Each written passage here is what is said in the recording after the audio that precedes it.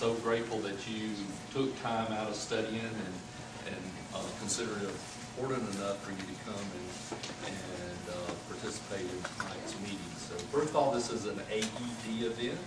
So we have our president, Ben Martin, with us. We have other officers with us. So again, if you're not a member of AED, I would encourage you to make sure that you consider that as a possibility. And we do various things from time to time. So we're a very active organization. So if you're interested in any healthcare career, most of you are, I'm sure, interested in medicine, but encourage you to join and also get involved. And for those of you that are members, we encourage you to find ways to get involved. So we're very fortunate to have guests with us this evening from Columbia at the University of South Carolina School of Medicine. So we have Dr. James Stallworth, who is a pediatrician, but he's also the director of medical school admissions. So he's going to sort of lead the show tonight, I think, and provide you with a lot of good information about med school. And then we have Dr. Janice Bacon, who is on faculty at USC and is an OBGYN. So we're fortunate to have Dr. Bacon with us. And then we have Mr. soon-to-be Dr. Jeremy Lohberger. He graduated from Clemson well, he's in his second year as a medical student at University of South Carolina School of Medicine. So Jeremy's here to kind of give you a perspective on what it's like to be a med student, second year, and any insights and any questions that he can answer and help you with, and also the other panelists will help as well. We're certainly fortunate to have them with us tonight. And we've had a nice dinner with them, and they have shared that they want to be here tonight to provide you with information that will help you get into med school. So please take advantage of them tonight. Ask them your questions. Let them give you the answers that you need to help you. Okay? So we're very fortunate to have you guys with us tonight. So I'll turn it over to you, Dr. Stallworth. Well, thank you, Dr. Smith. I appreciate you coming out tonight, and I did wear orange. Now, I understand it's not quite Clemson orange, but it's the first thing I had. So I was trying to at least make that connection with you tonight. It's always fun for us. I go to many different colleges across the state, and it's always nice to come to Clemson, and we're treated with a lot of hospitality, and enjoyed the AED officers and had dinner tonight, and we had some interchange, some interactions, some of which have got plans already settled, some of which are got plans up in the air at this point, but again, we enjoyed the fellowship. As Dr. Smith mentioned, I am here for you. We are here for you. And so I'll kind of start this thing off, but we're going to talk in general about how to get in medical school. So this is going to be directed toward medical school as opposed to other paraprofessional kind of schools. So hopefully we will give you information. You'll be able to leave with ideas that are going to be relative to any school that you want to apply to. Certainly we'll try to give you the particulars that relate to our school in Columbia, but once again, I'm here to help you reach your goal of getting in medical school. So I think the things that we will talk about tonight are going to be applicable once again across any of the application processes to any of the medical schools in the United States. Okay? So that's kind of the baseline. We want this to be interactive, low key. Okay? Any question, there's no too dumb a question. Please ask questions. You can interrupt. And again, we'll kind of go back and forth with you accordingly. And as Jeremy knows, if I don't get any interaction, I kind of force interaction because I'm a very interactive teacher. I teach in the third year. I'm in charge of the pediatric clerkship, which is one of the 6 clerkships that you take your third year. Dr. Bacon, for example, is in one of the others, OBGYN. So she's going to comment a little bit on that perspective. I'm going to go at it from the medical school admissions, okay, perspective to get into medical school. And I kind of look at it as a 3-legged stool. And as much that has changed about medicine, has changed about our society, a lot of things have changed the same. And the stayed the same. And the 3-legged stool is one of those examples. And what do I mean by that? Well, there are kind of 3 parts to getting into medical school. One is the GPA, one is the MCAT, and then one is the application/interview. And by that, I mean letters of recommendation, which are very important, your personal statement, which is very important, your picture, picture that you include. I mean, you know, if you're going to put on your application, you in a bikini on the beach, might not be the best. No disrespect to your body, but it just may not be the best picture to put to a medical school application. So there are those kinds of issues that we look at. In addition, it's who are you? What are you made of as it relates to wanting to be a physician? What are your leadership skills? Okay? What is your medical experience? How do you know you want to be a physician? Not only how do you know, but how can you validate for me in that interview that you are well-grounded in wanting to pursue medicine? Because to pursue medicine, which is a wonderful field, we were all talking coming up here how I would do nothing differently. Dr. Bacon would do nothing differently. Jeremy hasn't gotten there yet. As soon as he gets through, hopefully he will be saying the same thing. We would do nothing different in our professional lives, but it is a sacrifice. You have to make choices in life, and it's a sacrifice. I always term medicine a very jealous mistress. Think about that, a very jealous mistress, okay? All right? And so you have to understand that, therefore, in this process, we are trying to be sure not only are you right for medicine, but medicine's right for you. And the timing is right for you. That you have got your, so to speak, ducks in a row.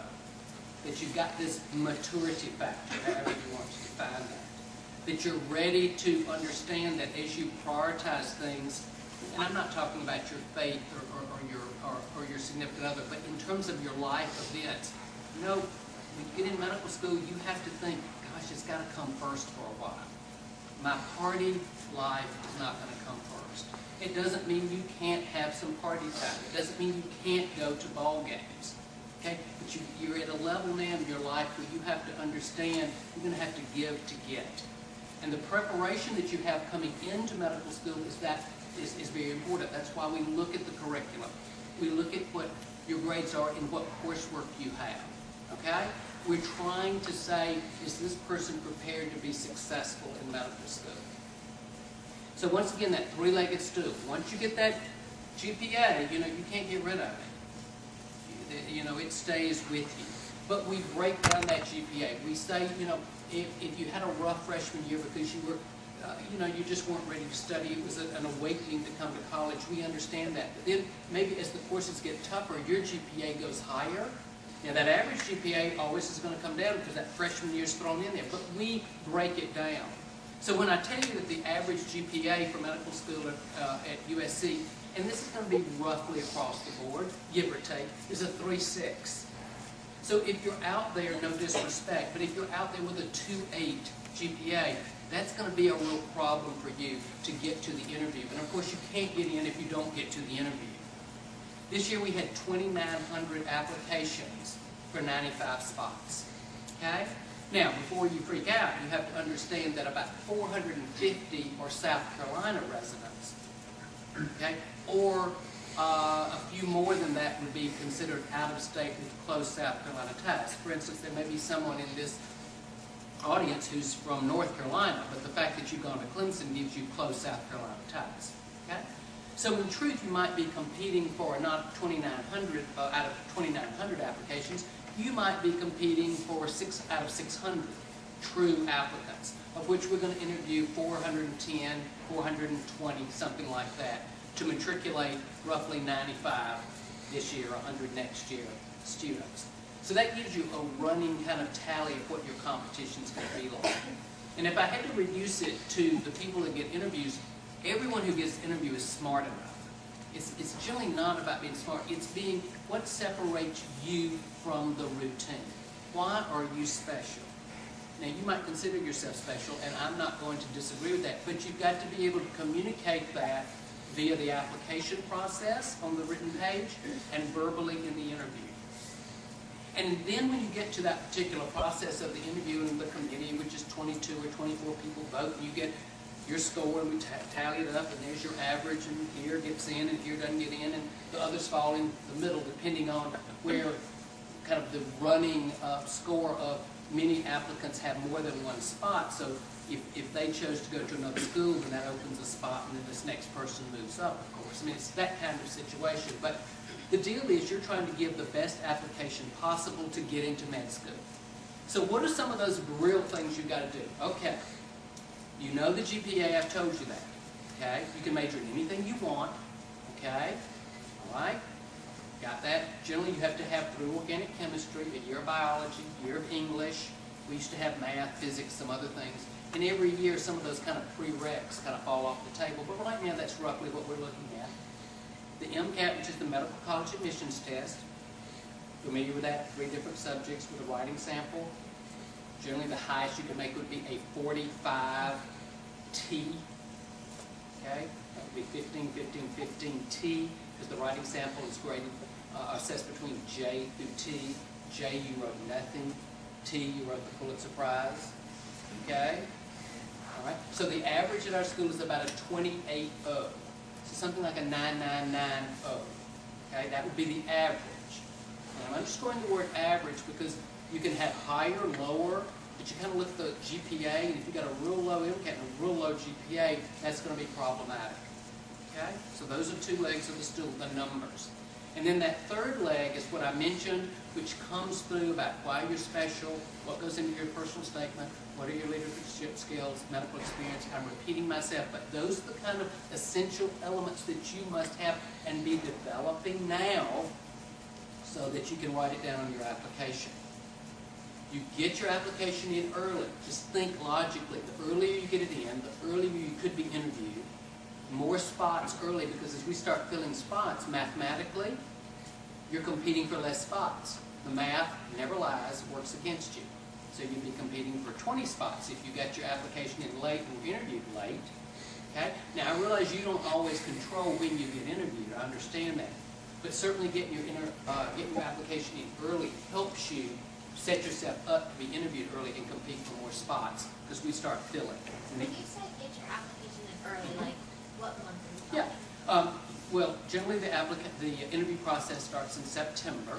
That's when we would start the interview. So you have to have a completed interview, completed application to be interviewed. And sometimes that MCAT is a hold-up, because you may not be taking it till August and that score may not come in. But if you took an April MCAT, let's say, that score is going to come in June. You could really have your application complete and in June, July, something along those lines. Okay? August is fine too. I guess the turnaround on that is, well, don't just sit around and wait, well, I'm going to get it in that last day, December 31st or whatever the last day is. It kind of sends a message like, this might kind of be a secondary thought anyhow. And I know that may not be the case. I'm just saying perception over reality. It's the perception that, gosh, you didn't think about getting it together. You didn't think about, it's just somebody who procrastinates. And believe me, procrastination is not a good element to have in an interview for med school.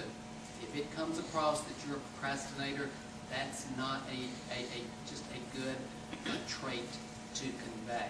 Doesn't mean that you're not going to get in medical school if you're a procrastinator. I'm just trying to set you up for some of the things that we look at, and we're not trying to be judgmental. We're trying to help you be successful. And medical school, the big killer in medical school is to get behind. Think, well, I'll catch up. No, there is no catching up. It's keeping up.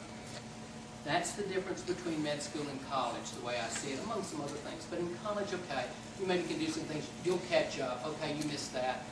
Well, the amount of information that you have to take in, lack of a better word, regurgitate, in maybe a semester of college, it's probably, what, Jeremy, 3 weeks in med school? Yeah, I mean, that's the deal. It's the amount of information in the smaller amount of time. That's it. And so taking a course that you're going to see in medical school, biochemistry, genetics, micro, whatever, it gives you what I call a safety net. So when you come to med school and you see coursework in this amount of time I'm talking about you've never had, it's nice to have seen a course that you've had something in, because that's that safety net that helps you get through. See how I'm trying to describe that? So that's why we look at the coursework. We were talking at dinner, we're very up on trying to trick us with a good GPA, but a lack of substance in that